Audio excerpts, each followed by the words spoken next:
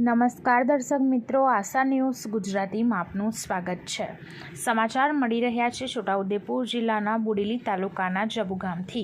છોટાઉદેપુર જિલ્લાના જબુ ગામ ખાતે મુખ્ય બજારમાં જ વરસાદી પાણીના ખાડા ભરાઈ રહેતા મચ્છરોનો ઉપદ્રવ ખૂબ જ વધવા માંડ્યો અને સાથે સાથે ખાડા ભરાઈ રહેતા રાહદારીઓને ભારે હાલાકીનો સામનો કરવો પડી રહ્યો છે। હાલ અનેક તહેવારો આવી રહ્યા છે અને બજારની વચ્ચે જ આવા ગંદકીભર્યા દ્રશ્યો જોવા મળી રહ્યા છે। એ કેટલું યોગ્ય છે? જબુગામ ખાતે આવેલા આઝાદ ચોકમાં બાકી રહેલા આરસીસીના કામના કારણે ખાડા ભરાઈ રહેતા વાહન ચાલકો તથા આસપાસની દુકાનદારોને ખૂબ જ હાલાકીનો સામનો કરવો પડે છે। વારંવાર રજૂઆતો કરવા છતાં તંત્ર આ ખાડા કાન કરતું હોય તેવું લાગી રહ્યું છે। આવા ખાડાના કારણે ગામમાં રોગચાળો ફેલાયની પણ સંભાવના થઈ શકે છે। આ ખાડાઓમાંથી વાહનો પસાર થતા આસપાસની દુકાનોમાં પણ પાણી છાંટા ઉડતા હોય છે, જેથી કરીને કેટલીક વાર તો બોલાચાલીના પ્રશ્નો પણ સર્જાયા છે। શું તંત્ર દ્વારા આ ખાડાઓ પૂરવામાં આવશે?